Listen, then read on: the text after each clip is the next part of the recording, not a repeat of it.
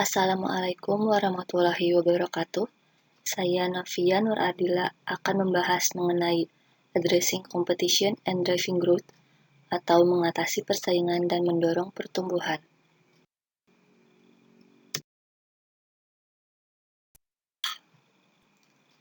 Untuk mengatasi persaingan dan mendorong pertumbuhan, diperlukan adanya strategi pertumbuhan. Menurut Kotler dan Keller, strategi pertumbuhan harus ditekankan ke dalam poin sebagai berikut. Yang pertama, tumbuh dengan membangun pangsa pasar.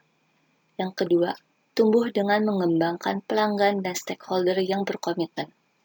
Yang ketiga, tumbuh dengan membangun merek yang kuat. Yang keempat, tumbuh dengan menginovasi produk, layanan, dan pengalaman baru. Yang kelima, tumbuh dengan ekspansi internasional. Yang keenam, tumbuh dengan akuisisi, merger, dan aliansi. Yang ketujuh, tumbuh dengan membangun reputasi yang luar biasa untuk tanggung jawab sosial.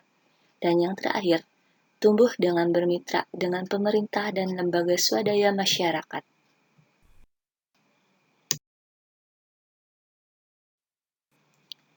Pertumbuhan inti. Terdapat 3 strategi utama dalam menumbuhkan inti, yaitu pertama, menciptakan inti dari produk sekhas mungkin. Kedua, mendorong distribusi melalui tempat yang baru maupun sudah ada. Dan yang terakhir, menawarkan produk inti dalam format atau versi baru.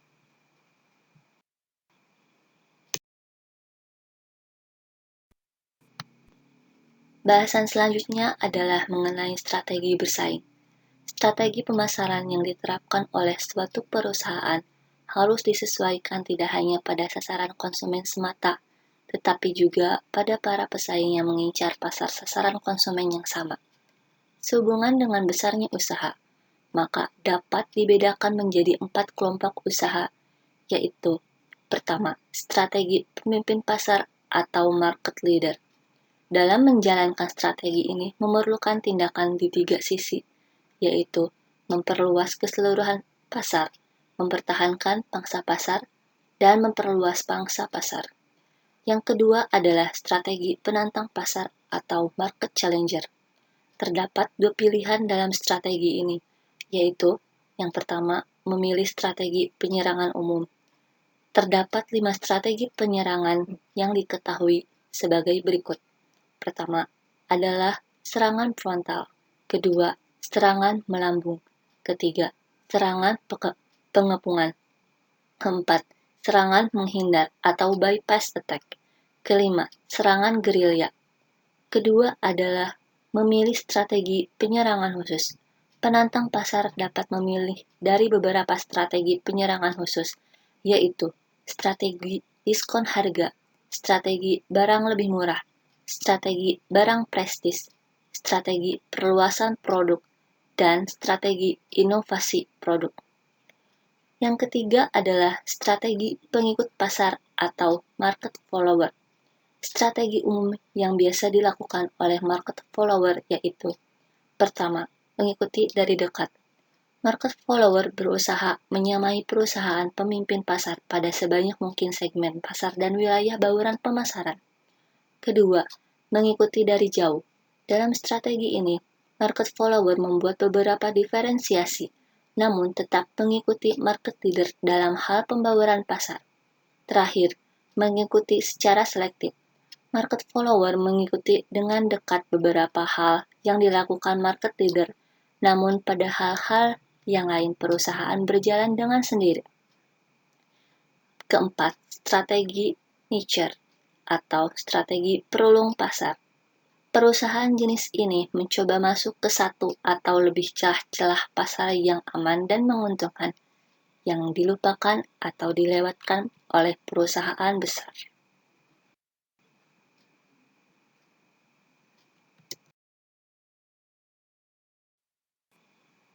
Bahasan selanjutnya mengenai siklus hidup produk atau product life cycle.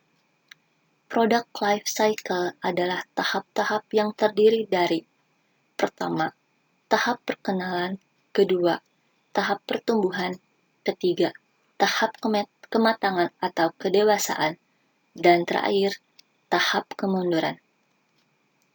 Pertama, strategi pemasaran pada tahap perkenalan pasar atau introduction stage. Pada tahap introduksi ini adalah perkenalan pasar tujuan utama yang ingin dicapai dalam penerapan strategi pemasaran adalah untuk memperoleh kesadaran konsumen terhadap produk. Kedua adalah strategi pemasaran pada tahap pertumbuhan atau growth stage.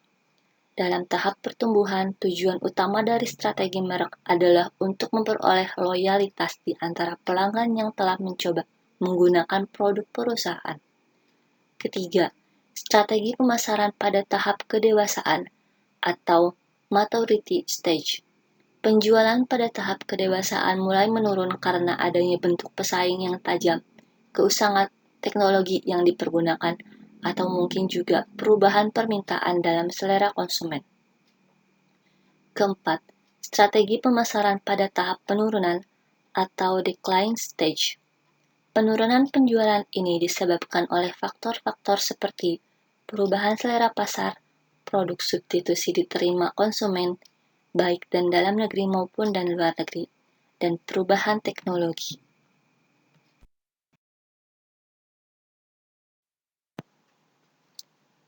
Ini adalah contoh addressing competition and driving growth dalam bidang vintage dan pariwisata.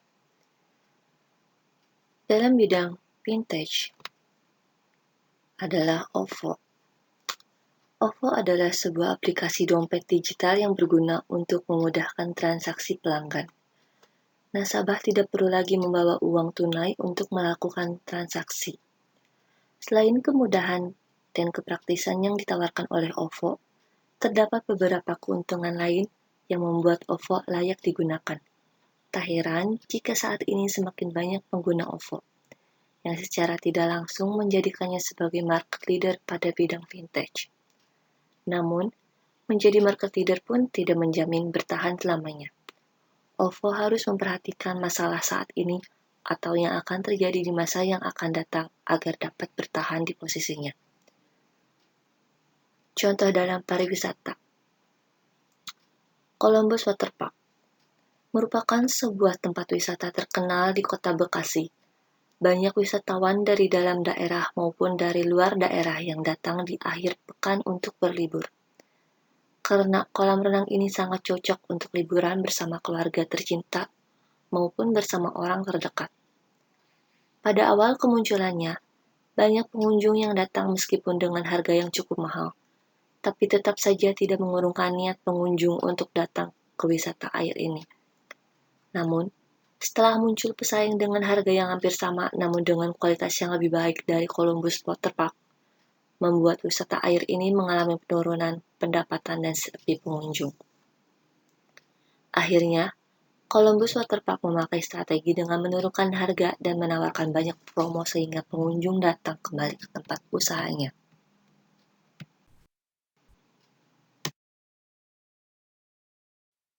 Terima kasih atas perhatiannya. Wassalamualaikum warahmatullahi wabarakatuh.